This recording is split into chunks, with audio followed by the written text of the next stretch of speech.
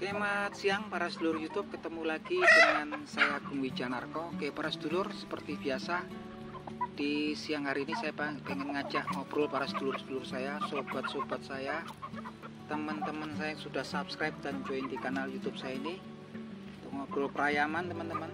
Jadi teman-teman, mungkin teman-teman di rumah saat ini punya hobi ternak ayam ya. Tentunya kalau ayam hobi sekarang jenisnya lebih bervariatif.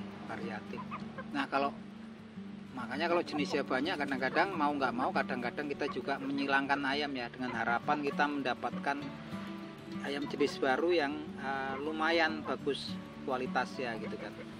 Nah ini kayak di depan ini nih koitrat non nih teman-teman, koitrat sama ngon ini udah campur dengan harapan dia nanti keluar gumbelnya, keluar kuenya juga keluar.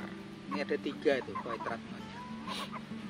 Nah teman-teman, saya pengen cerita sedikit seputaran kalau kita mau menyilangkan ayam gitu kan.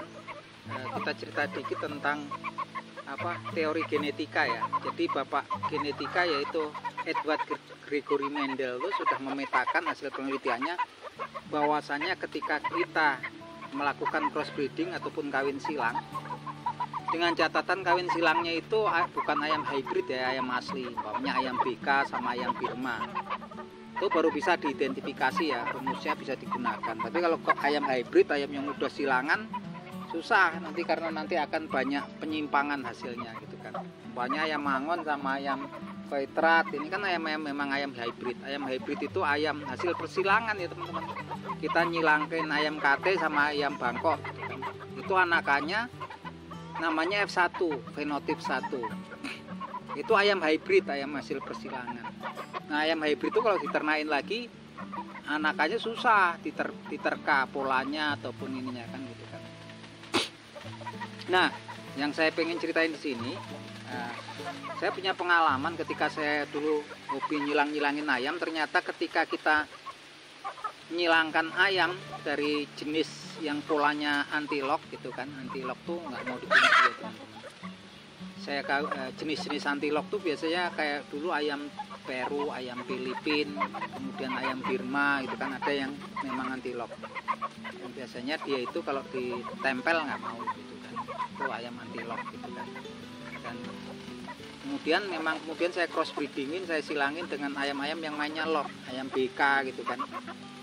Nah rumusnya sebenarnya kalau ada kawin silang seperti itu, cross breeding itu kan, cross breeding itu kawin silang ya teman-teman, itu bahasa genetikanya. Itu anakannya F1 nya nanti, ini kalau F1 kita sepakat dulu deh, F1 itu bukan ayam impor ya, F1 itu fenotip 1, hasil cross breeding pertama namanya F1.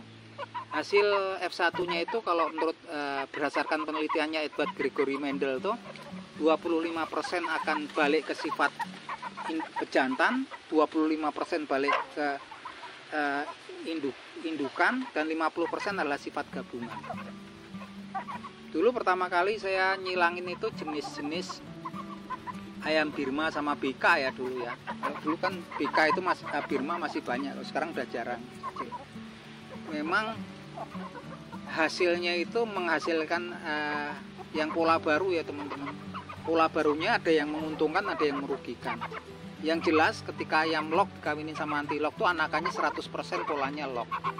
Tapi ada sifat baru ya, yang dibilang tadi 50% sifat baru.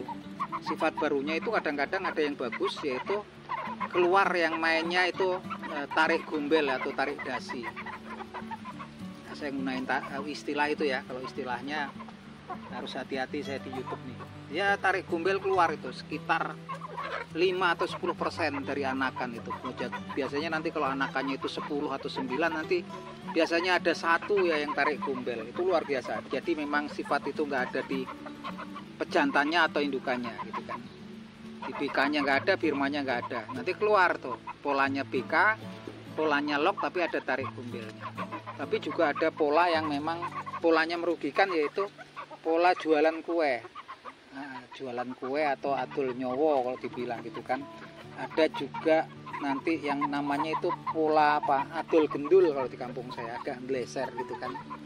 Nah itu yang sangat merugikan teman-teman, dan itu memang tampaknya sepertinya kalau kita nyilangin baik dari jenis Filipin sama BK atau kemudian Peru sama BK ataupun Birma sama BK, nanti 50% rata-rata F1-nya itu agak blender atau adol gendul. Yang saya heran, tapi ketika yang adol gendul itu kemudian diperanain lagi pun sama familinya, nanti keluarnya banyak juga yang ternyata F2-nya yang ini saya kawinin F1 sama F1 ya. Ternyata di F2-nya nanti aneh lagi teman-teman. Banyak yang nggak adol gendul lagi gitu kan. Tapi dulu pernah kemudian saya punya yang Jawara gitu kan, yang F2-nya kemudian saya bibitin sama familinya lagi, di F3-nya keluar lagi adol gendulnya itu. Nah itu kerepotannya ya teman-teman kalau kita silang menyilang gitu kan. Sebetulnya kalau memang udah silang menyilang terus kemudian harus memang dikawinkan sama familinya terus biar nanti gennya menetap gitu kan, nggak ada perubahan gitu kan, dibikin jadi galur murni. Ini teman-teman cerita dikit ya, itu tadi pengalaman saya kemudian waktu dulu ternak nyilang-nyilangin ayam. Jadi yang terpenting memang kemudian memang setelah mendapatkan F1 kita seleksi teman-teman. Ini udah saya seleksi nih, polanya udah ketahuan. Ini koitrat sama ngon ya. Ini yang dua polanya pola koitrat ya, campuran koi sama BK. Ini aneh lagi nih, jadi kayak Birma Gustan gitu yang coklat. Ini pelan satu tetasan. Satu pejantan, satu indukan.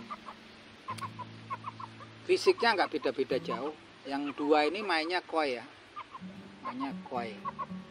Koi campur ya, bukan koi. Kalau koi kan cuman cabut bulu aja, ini komplit ya. Yang itu yang merah, yang coklat itu enggak, itu mainnya bukan koi, itu mainnya kayak pama ya, kayak pama Gustan.